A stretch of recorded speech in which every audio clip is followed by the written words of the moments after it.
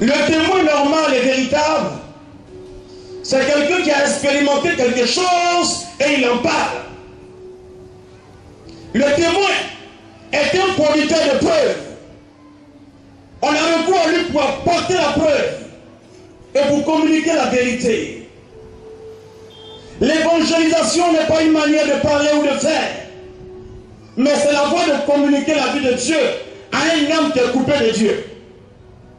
Et les signes qui ont lieu, Dieu le veut ainsi.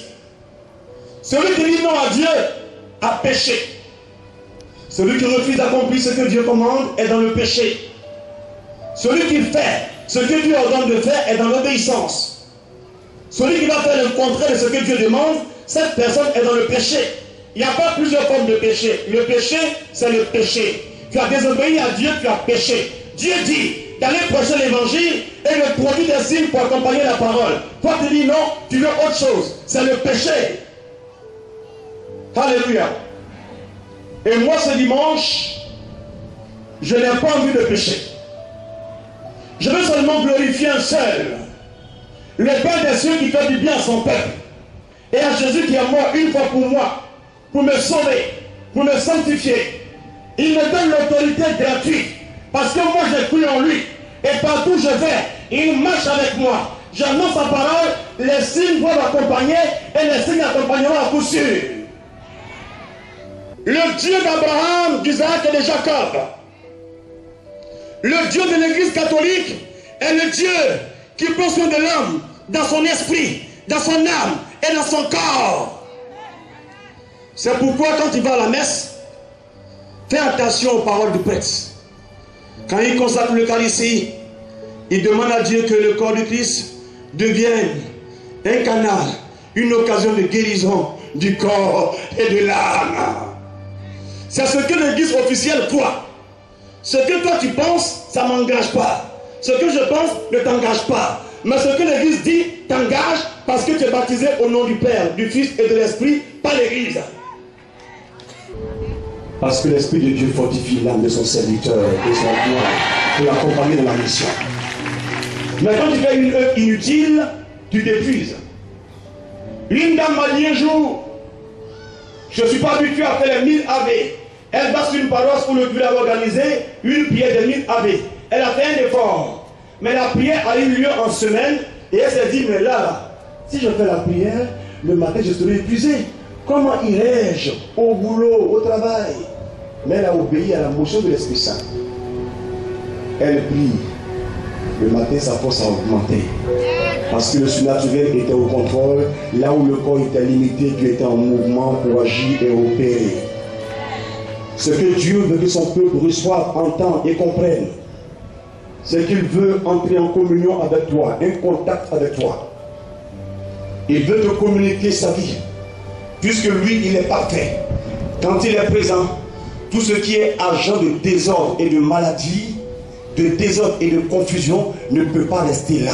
C'est pourquoi la foi qui nous branche sur Dieu nous amène à chasser les péchés qui nous empêchent d'être en communion avec Dieu. C'est pourquoi les démons doivent être chassés. Dieu sait que quand un démon est là, il va te perturber, te troubler et t'empêcher dans la communion avec lui.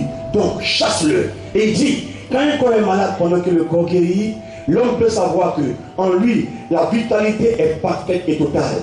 Car la venue de chacun de nous, dans le paradis qui nous attend, dans le pas encore du royaume des cieux, c'est un moment de paix, de joie. Là-bas, il n'y a aucune maladie. Et pendant que tu prêches l'évangile, tu prêches le ciel sur la terre, et Dieu donne des signaux pour montrer que le ciel est vraiment un lieu de bonheur. C'est pourquoi des hommes et des femmes guérissent physiquement. Pour que ceux qui sont à côté regardent et sachent que l'amour de Dieu est vrai et fort. Et alors disent oui à un Dieu vrai et un Dieu puissant. L'apôtre Paul dit, je ne veux pas que votre foi soit posée, soit fondée sur la sagesse humaine, mais sur la puissance de Dieu. Je viens à vous non pas avec un langage de savant pour vous dire, je connais la racine grecque du mot foi, la racine araméenne du mot foi, la racine arabe du mot foi. Quand tu as fini ton discours, nous on t'attend, on est assis là, on a fermé nos cahiers parce que le cours est terminé. Maintenant, nous voulons voir les œuvres de foi. Quand il n'y a pas les œuvres de foi, celui qui parle n'est pas un témoin. La science a évolué. On peut imiter le feu. Mais entre le feu artificiel et le vrai feu, c'est que le vrai feu brûle, mais le feu artificiel ne brûle pas. On peut donner un fruit en caoutchouc à un enfant pour jouer, mais le fruit en caoutchouc ne contient aucune vitamine. Mais ce qui est original porte toujours du fruit. Évangéliser, ce n'est pas raconter sa vie aux gens. Ce n'est pas dire des bonnes choses aux gens. C'est venir apporter le règne de Dieu aux hommes et aux femmes. Saint Dominique dit, évangéliser, c'est aller sauver les âmes perdues. C'est un combat. Ça veut dire quoi? Il y a des vieux démons qui sont dans vos vies il y a longtemps. Ils vous ont maîtrisé. Dans l'amusement comme ça, tu as pris ta voiture, tu as amené ici, à chaque moment-là, comme d'habitude. Mais pour le démon, les choses ne seront pas comme d'habitude. Pourquoi? Parce qu'il va voir un gros coup de poing venant du ciel pour le shooter, pour le toucher et le chasser. Et alors ta vie sera restaurée. Tu vas prendre un engagement ferme aujourd'hui. Pourquoi? Parce que la force du royaume se mettra en mouvement parmi nous. J'ai accompli seulement ce que Dieu m'a commandé de faire, annoncer sa parole. Je vais seulement vous dire, en dehors de Christ, il n'y a pas d'autre salut. Il est le seul, l'unique et le véritable.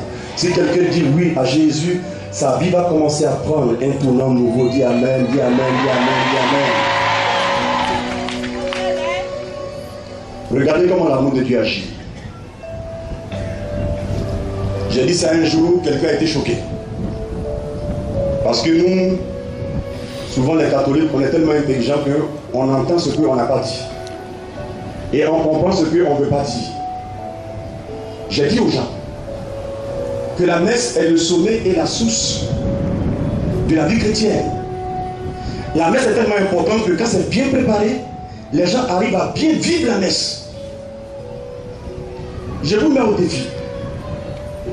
Si on vous dit, aujourd'hui même, alors que chacun sait bien que Dieu est l'essentiel et que la messe est l'essentiel, si on vous dit, allez payer des cars et puis aller en voyage dans un village pour aller célébrer une messe comme ça, parmi vous là, c'est pas sûr qu'on puisse avoir 10 personnes qui vont aller.